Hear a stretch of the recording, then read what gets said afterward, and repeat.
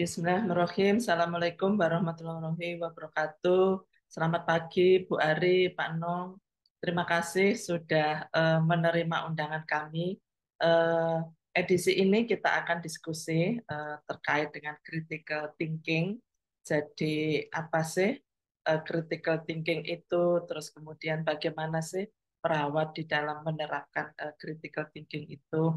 Sehingga ini harus kita lakukan dalam upaya meningkatkan profesional di bidang keperawatan. Saya izin untuk share screen sebentar ya, Bu Ari dan Pak Nong. Nanti silahkan memperkenalkan diri masing-masing ya. Baik, mohon izin saya akan share screen.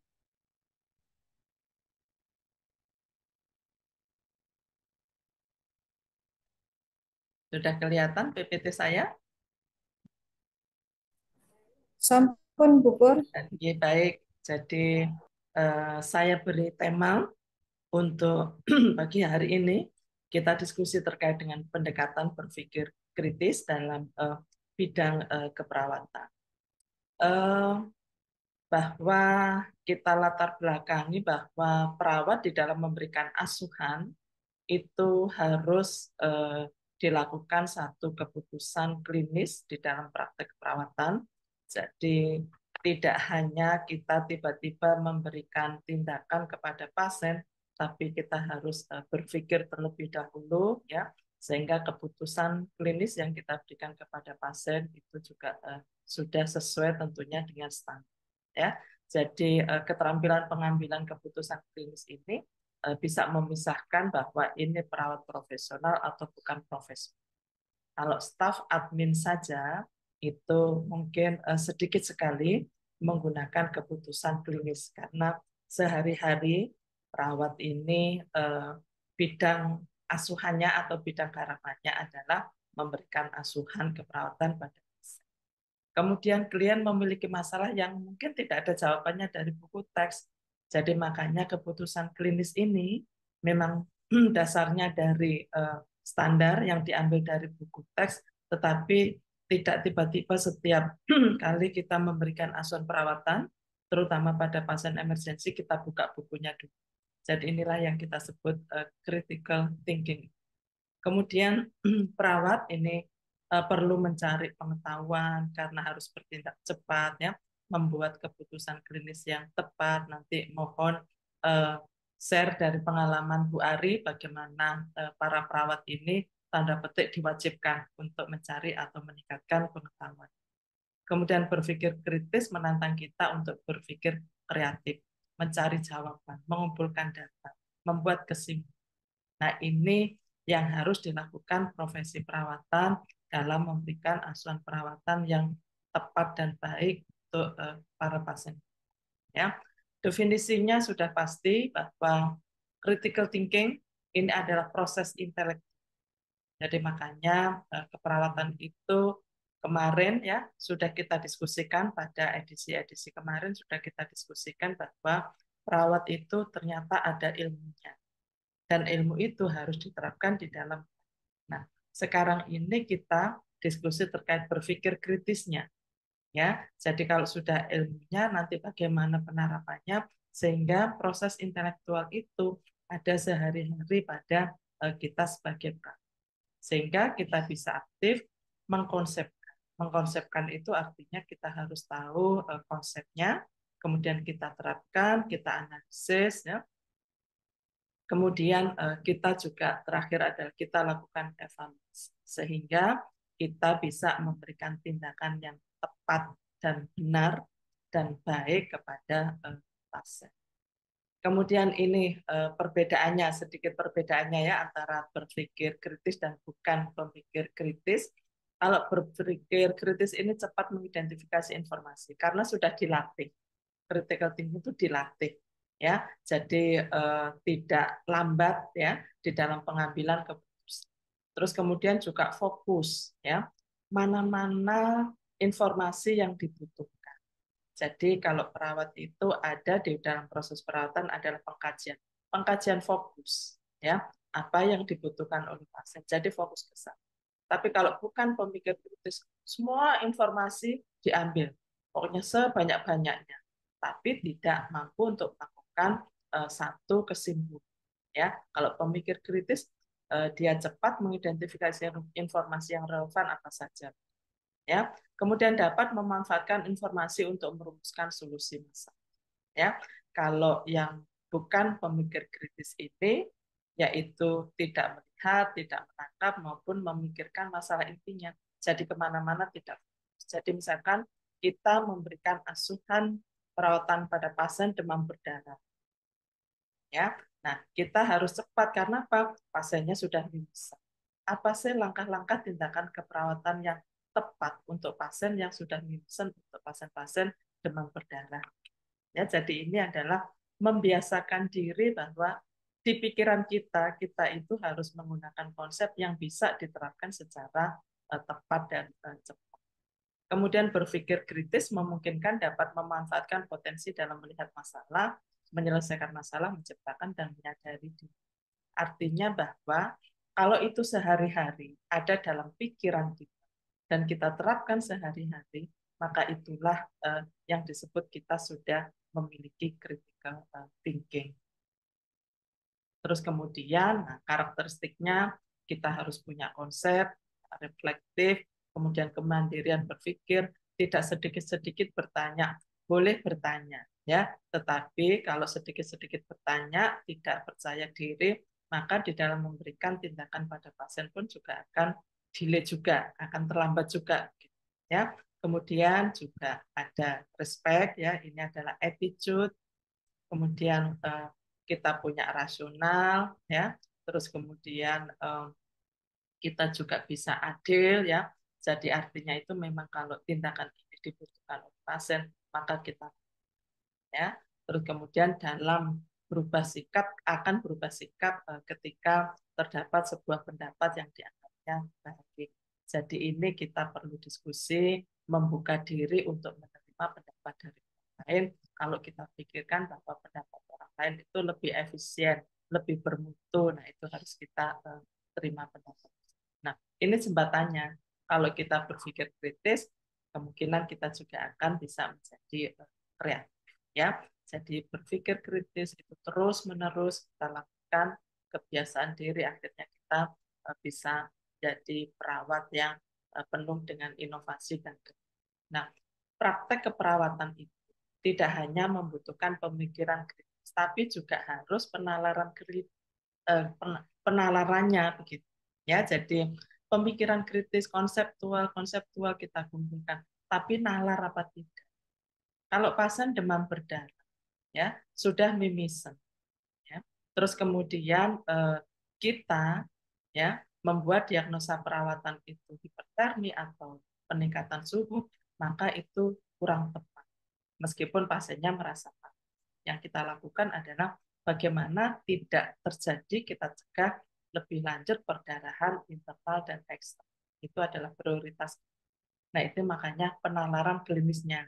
Jadi pasiennya sudah mimisen berdarah-darah, tetapi perawat memprioritaskan untuk padahal pasien demam berdarah itu kalau infeksinya masih ada, kemungkinan panasnya juga masih tinggi.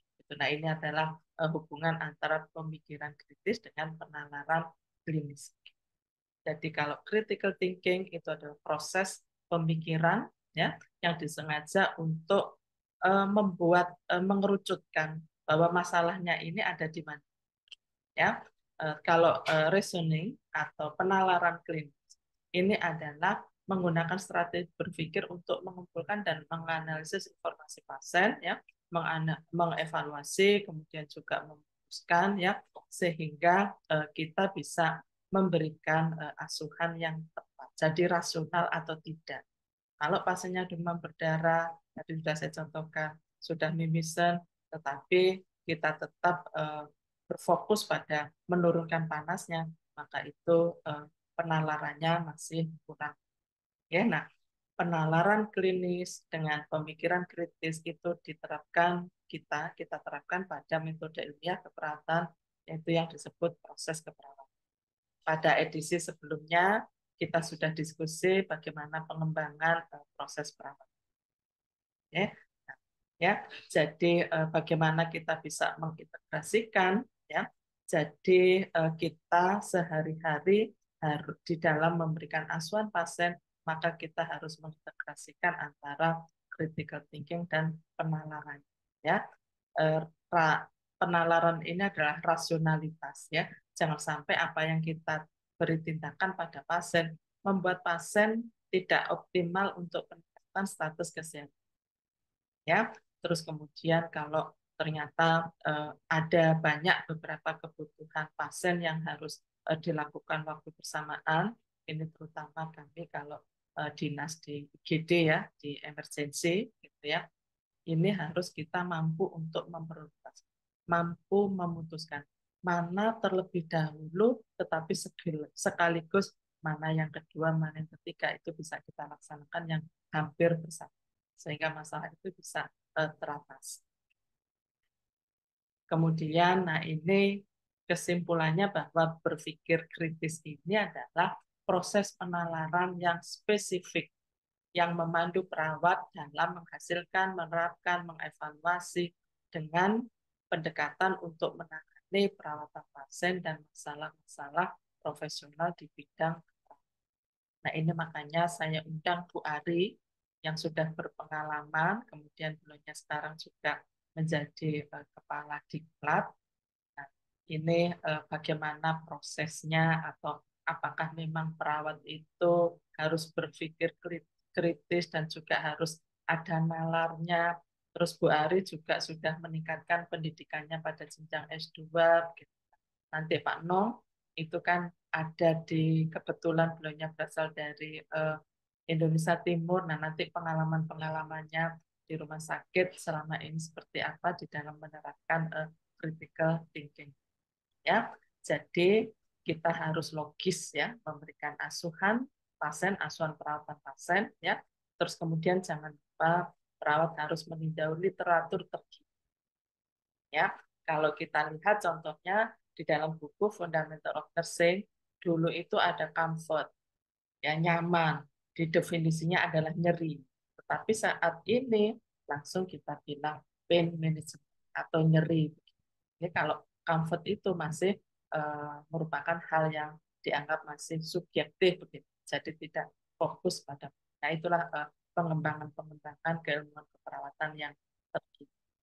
Ya, bagaimana perawat bisa mencapainya?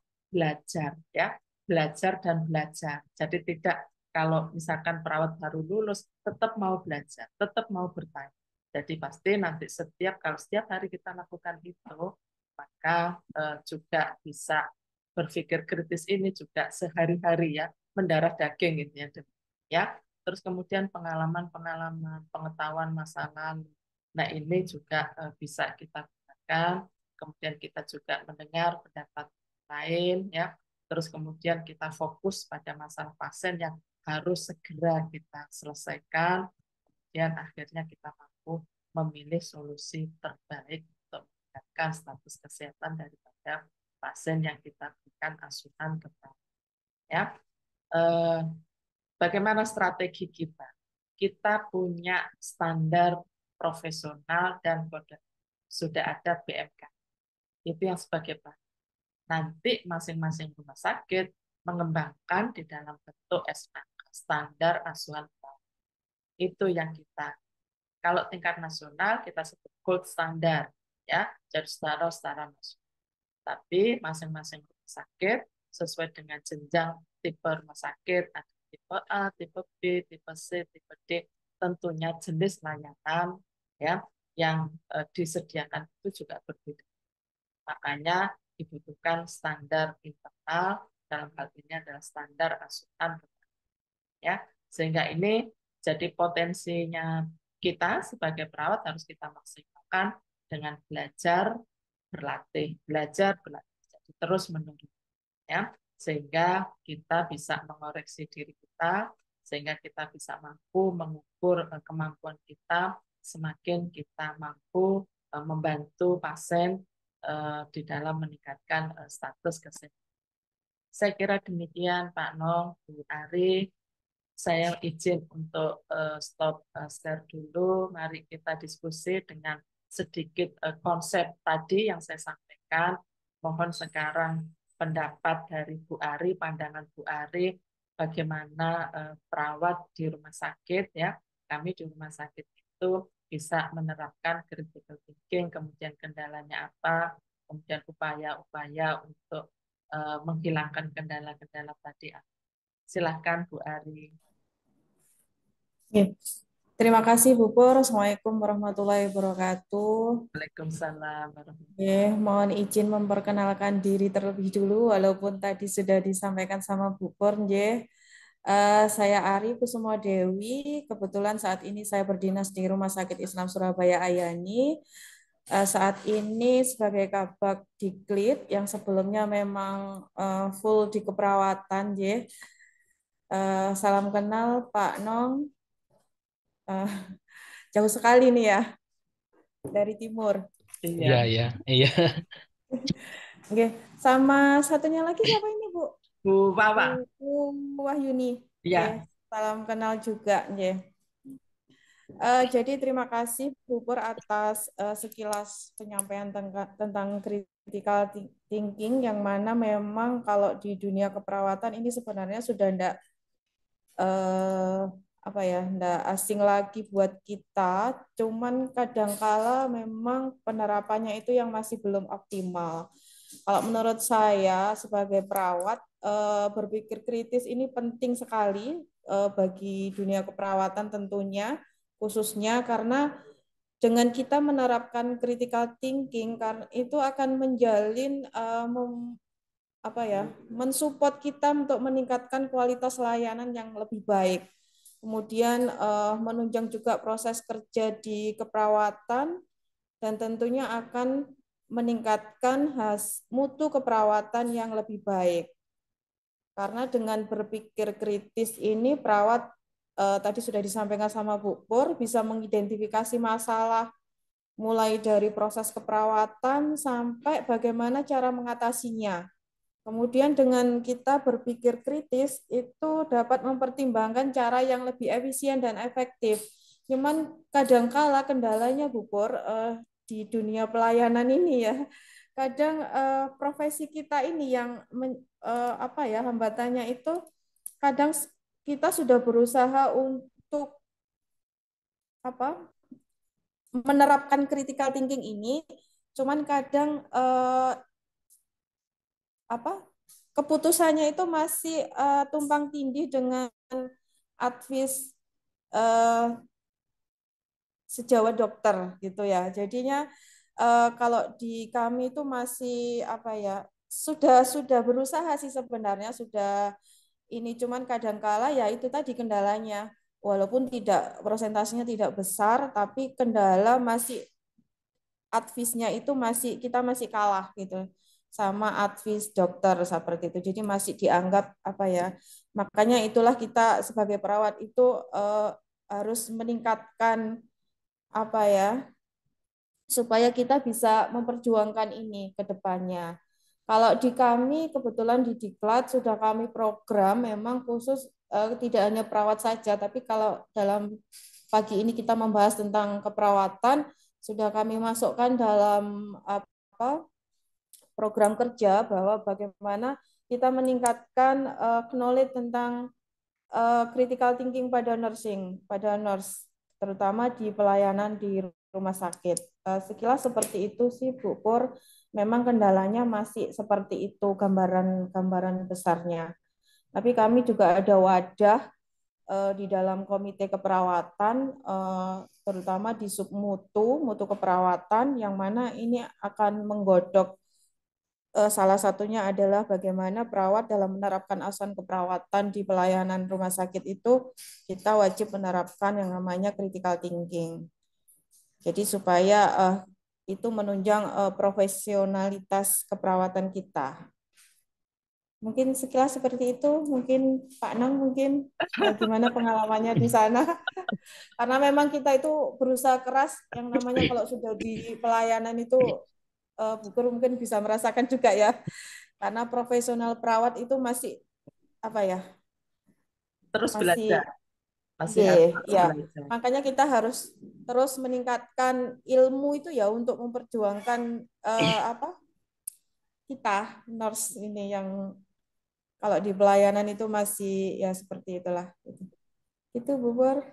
Oke, baik. Silakan Pak Nong berbagi pengalaman kalau di tempat Hmm. kerja Pak Ya, sendiri. ya. Izin Bu, saya perkenalkan diri dulu. Halo, suara saya kedengaran Kak Ibu? Terdengar Pak, terdengar. Oh ya, izin perkenalkan. Nama saya Daniel Nongdance.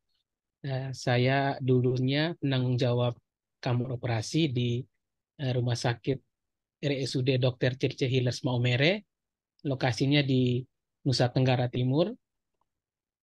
Sedikit gambaran tentang profil rumah sakit saya. Mungkin dari profil ini eh, pasti akan menemukan kesenjangan yang mungkin bisa menjadi bahan diskusi yang baik. Kebetulan saya diberikan kesempatan oleh Ibu Pur, terima kasih banyak. Jadi Rumah Sakit RSUD Dr. T.C. Hilers ini berdiri sejak tahun 1953 dan di akhir tahun 2019 rumah sakit kami lulus akreditasi versi SNARS dengan peringkat utama. Rumah sakit kami juga ditetapkan sebagai rumah sakit pendidikan. Jumlah karyawan kami sebanyak 678 orang dengan rincian 41 orang dokter dan 301 orang tenaga kesehatan dan 117 tenaga non kesehatan, 301 itu tenaga keperawatan, 117 itu tenaga kesehatan lain, dan 219 itu tenaga non kesehatan. Karena kami rumah sakit negeri, maka 409 itu berstatus PNS atau CPNS dan 269 ini berstatus pegawai BLUD atau non PNS. Fasilitas unggulan kami ini ada hemodialisa, hiperbaric chamber, CT scan, dan di awal tahun 2022 sebenarnya belum siap tapi dipaksakan untuk siap. Kami sudah mulai menggunakan aplikasi CRS. Untuk dari tenaga SDM kami, dokter spesialis yang dimiliki oleh Rumah Sakit Dr. Tirta Hilers Maumere ini adalah spesialis penyakit dalam, jantung, anak kandungan, bedah umum, jiwa, THT, mata saraf, anestesi, dan kulit kelamin. Dokter penunjangnya ada fisioterapi, patologi anatomi, patologi klinik, mikrobiologi, dan radiologi. Untuk sementara menempuh pendidikan dokter spesialis, itu ada dokter spesialis bedah saraf, paru, urologi, dan spesialis gigi. Untuk farmasi, kami punya satu tenaga farmasi, magister farmasi klinis, satu orang. Untuk tenaga magister keperawatan dan spesialisasi keperawatan belum ada, sementara menempuh pendidikan satu orang di Universitas Erlangga. Rumah sakit kami memiliki visi sebagai rumah sakit yang memberikan pelayanan yang berkualitas, memuaskan pelanggan, dan menjadikan rumah sakit rujukan di daerah, khususnya daerah NTT dan wilayah Flores pada khususnya. Dari penjelasan Ibu Pur barusan, saya berpikir tentunya ada kesenjangan untuk wilayah, untuk di daerah saya ini, karena dari segi pendidikan sudah terlihat kesenjangan antara perawat dan dokter, karena banyak yang disekolahkan, banyak yang mengambilkan pendidikan spesialis, sedangkan dari bidang keperawatan sendiri rata-rata masih S1. S2 ada satu, manajemen, tamatan UNER juga Bu, tapi barusan dimutasi ke Dinas Kesehatan. Jadi posisi sekarang S2 keperawatan di rumah sakit kami kosong. Ada S2 tapi dari S2 keperawatan tapi ambilnya S2-nya SKM. Jadi yang basicnya keperawatan posisi kosong. Dari kesenjangan ini saya melihat seperti yang Ibu Pur sampaikan,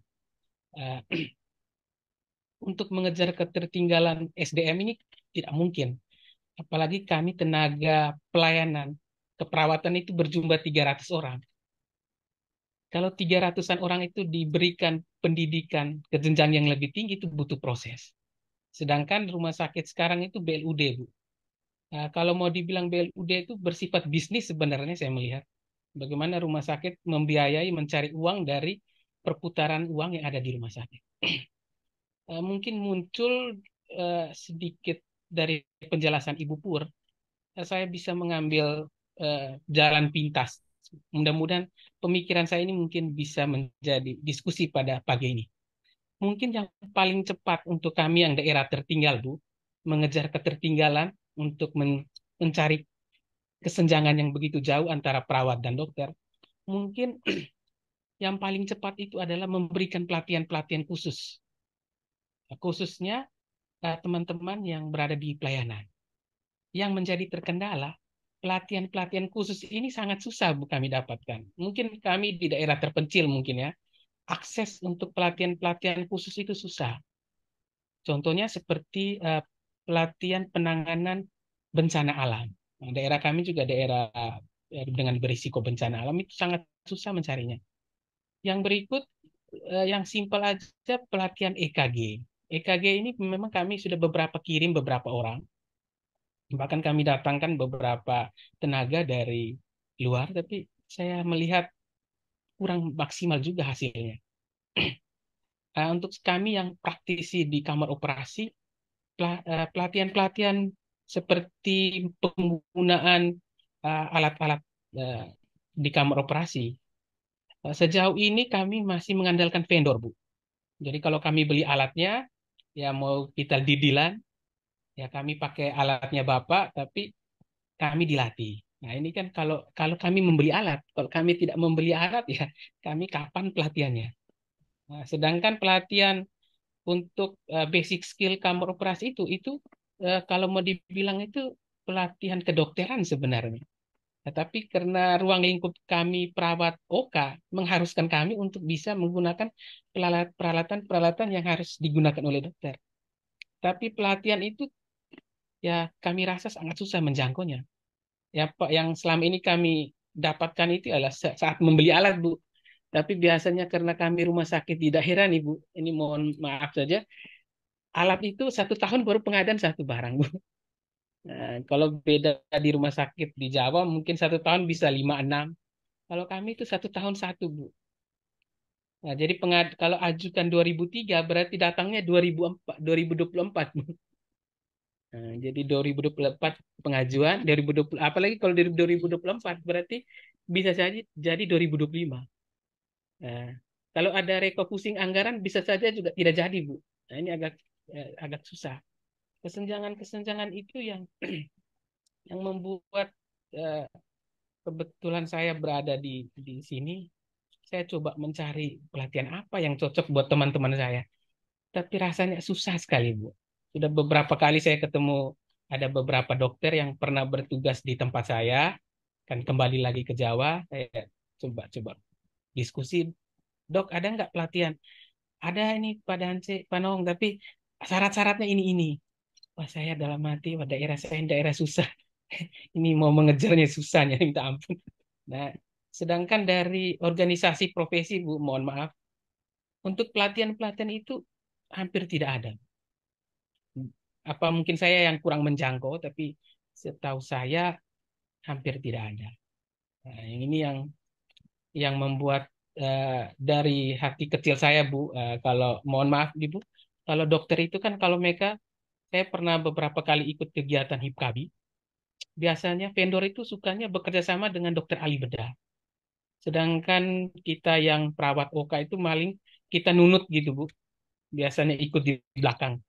Apa salahnya kita perawat yang melakukan kerjasama sehingga akses pelatihan itu lebih mudah.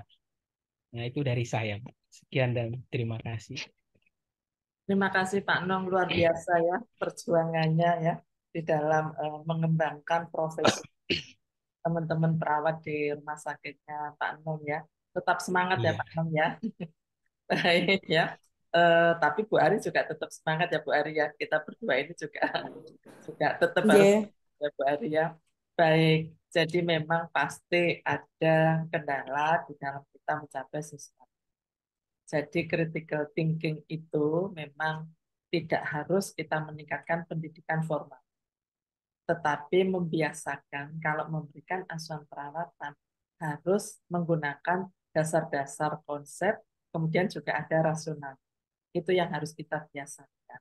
Tadi Pak Nong sudah luar biasa, jadi meskipun kalau pendidikan formalnya nggak bisa ikut pelatihan, tapi pelatihan pun juga ada kendalanya ya, akses Iya. untuk pelatihannya. Ya. Jadi ini yang akan kita sampaikan ya, baik kepada pembuat kebijakan Pak Nong untuk diskusi ini ya, supaya nanti terus terutama juga ini Pak Nong maaf, selain ke pemberi kebijakan ya dalam hal ini ada pemerintah, tapi adalah kita sendiri dari diri kita sendiri perawat untuk membiasakan diri bahwa ternyata kalau memberikan asuhan atau tindakan pada pasien itu ternyata memang harus punya dasar ilmiahnya. Gitu. Nah itu yang kita harus membiasakan diri. Terus kemudian tadi Bu Al, masih kalah sama dokter kecepatan di dalam pengambilan keputusan klinis. Ya, saat ini demikian. Karena apa? Kita belum membiasakan diri. Kita biasanya itu masih suka nulisnya berulang-ulang. Misalkan begini, rencana semula dilanjutkan, misalnya begitu, ya. Tapi rencana semula itu apa? Kita tidak tahu. Jadi kita masih targetnya adalah bagaimana kelengkapan dokumentasi. Tetapi berpikir kritis ini akan lebih baik kalau ditambah critical thinking ini. Jadi setiap kali perencanaan tidak perlu lagi kita masalah apa nih rencana semula dilanjutkan tidak. Tapi kita tahu rencana apa saja yang masih dibutuhkan pasien dan rencana apa saja yang sudah tidak dibutuhkan pasien. Inilah kita harus belajar, belajar dan belajar untuk critical. Karena dari kedokteran sendiri itu profesi yang paling tua, Bu Ari ya. Jadi pengembangannya juga lebih cepat dibandingkan dengan keperawatan. Tetapi kita keperawatan ini juga bisa mengejar. Dan pemerintah juga sudah memfasilitasi. Contohnya sekarang kita ada JPPT, ya, catatan perkembangan pasien terintegrasi. Artinya apa? Perawat harus bisa mengimbangi bukan ilmu kedokterannya, tapi ilmu keperawatan supaya keputusan klinis dokter dengan keputusan klinis kita sebagai perawat itu bisa seimbang. Tadi sudah saya contohkan, pasien demam berdarah, dokternya pasti menangani perdarahannya dengan memeriksa trombositnya. Nah, perawatnya jangan panas begitu, tapi perawatnya adalah bagaimana observasi perdarahan internal dan eksternal supaya tidak menjadi status kesehatan pasien tidak menjadi lebih buruk. Jadi itu. Terus kemudian juga sudah ada komite keperawatan. Nah ini teman-teman di komite keperawatan juga sudah berjuang ya, berjuang untuk membuat standar-standar dan mengupayakan bagaimana kita yang jadi perawat pelaksana ini bisa menggunakan standar-standar itu ya untuk meningkatkan kualitas layanan tentunya juga dengan kebiasaan menggunakan critical thinking tadi, jangan lupa ada daya nalar. Ya. Terus kemudian Pak Nong, kalau berpikir kritis ini memang jangan nanti perawat satu rumah sakitnya Pak Nong semuanya harus S2, tidak demikian ya Pak. Harus tetap berjenjang. Ya. Sekarang ini ada D3 ya, punya kewenangan tersendiri D3. Kemudian ada S1, juga ada kewenangan tersendiri beda dengan S1. Nanti S2 juga punya. Nah, kendala kita ini juga Pak, yang kita hadapi semua, saya kira tidak di rumah sakit Pak. Kalau ada perawat, pendidikannya semakin tinggi, itu dijauhkan dari pemberian asuhan perawatan gitu loh. Jadi masuk di dalam tataran manajemen. Gitu. Ya, sehingga membiasakan diri untuk berpikir kritis itu salah satu kendala. Tapi ini bisa tetap kita harus bisa atasi segala hambatan. Oke, dari kita bertemu ini untuk berdiskusi ini adalah salah satu bagaimana kita caranya supaya eh, kualitas asuhan keperawatan ini bisa semakin meningkat.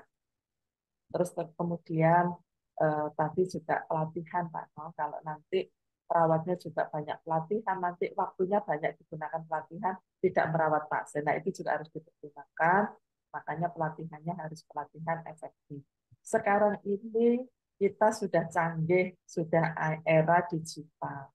Jadi pelatihannya Pak Noh bisa ngundang by Zoom meeting ya, by online Pak. Itu sehingga tidak harus kita offline. Nah, itu upaya-upaya yang dilakukan ya.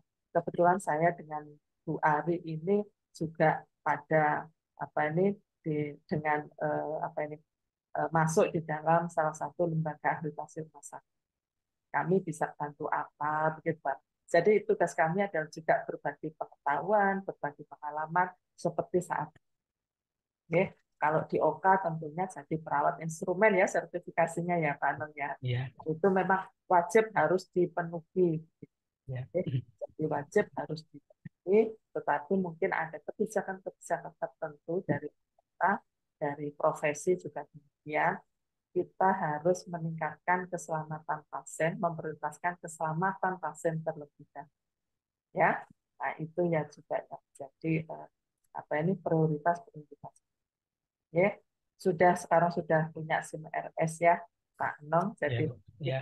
sedikit nanti Pak Nong kalau sudah proses pendidikannya sudah lulus, nah nanti pulang kembali ke tempat ke rumah sakitnya. Nah, itu bisa mengembangkan itu tadi critical thinking. Ya, jadi critical thinking itu membiasakan diri tidak harus didapat dengan pendidikan formal. Ya, jadi ini kita tularkan kepada teman-teman. Ya. Bu Ari mungkin masih ada yang perlu disampaikan Bu Ari untuk critical thinking ini. Jadi ternyata dimanapun ya Pak Anaknya di kota maupun di daerah itu pasti ada kendalanya. Karena ini adalah membiasakan diri untuk critical thinking. Ya, monggo Bu Ari. Sudah cukup sih Bu Pur.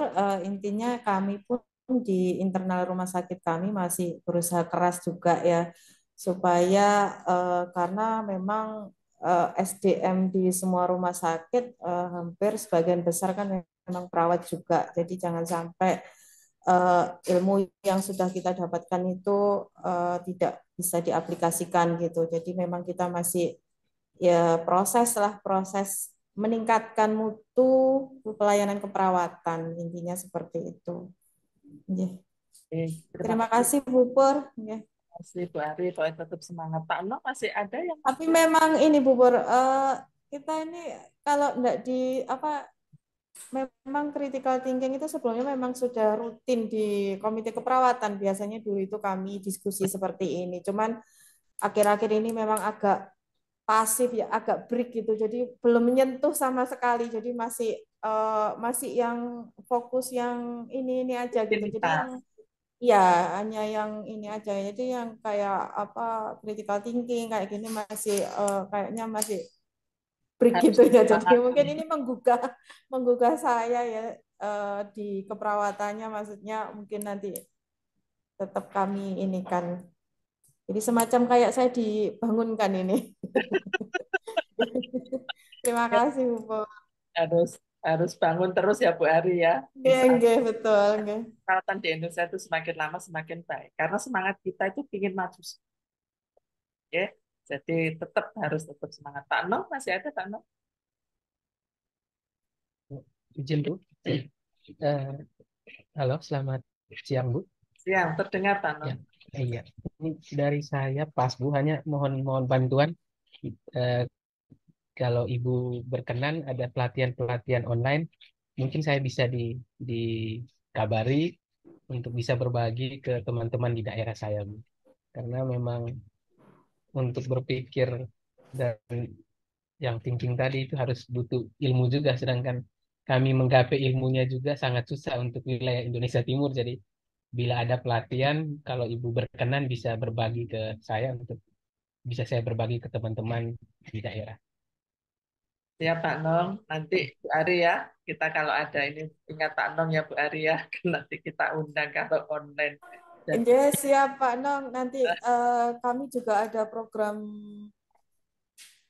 di lembaga akreditasi kita juga coming soon ya, Bu Pur ya. Nah, ya, bulan nanti kami Agustus, info juga. Nggih.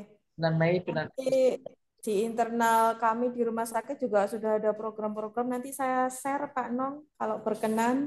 Ya, terima kasih dengan senang hati menerima. Baik, terima kasih. Alhamdulillah diskusi kita ya. Jadi kita menjadi bangun ya kalau ngomong critical thinking. Oh iya sih yang biasanya kita sekarang sudah terlena dengan rutinitas ya. Terus akhirnya kita merasa kita kalah loh sama profesi lain dalam pengambilan keputusan itu cepat sekali. Karena itu latihan, latihan, latihan dan digunakan sehari. Ya, mudah-mudahan tidak hanya bangun saja ya Bu Ari, tetapi kita terapkan lagi ya. Kita ajak diri kita ya, jangan lupa diri kita yang nomor satu harus kita ajak juga teman. Baik, sekali lagi terima kasih Bu Ari sudah berbagi, Pak Nong juga sudah berbagi. Semoga untuk silaturahim kita bisa kita lanjutkan untuk bangun keperawatan ini menjadi lebih baik lagi, lebih baik lagi. Oke, terima kasih. Saya akhiri forum diskusi ini. Wabillahi taufiq wa hidayah. Wassalamualaikum warahmatullahi wabarakatuh. Terima kasih. Bu Waalaikumsalam Ari. warahmatullahi Terima kasih. wabarakatuh. Matur nuwun, izin li Bu